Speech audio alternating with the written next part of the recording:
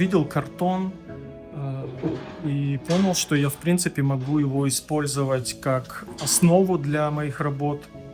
Можно найти уголь.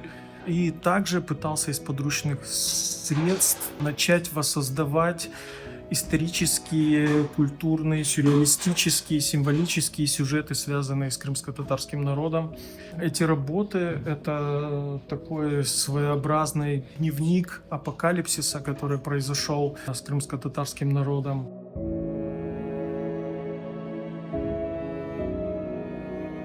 Я уверен, что нам получилось привлечь внимание общественности к этой проблеме и рассмотреть ее под новым углом. Поражена теми картинами, которые я увидела.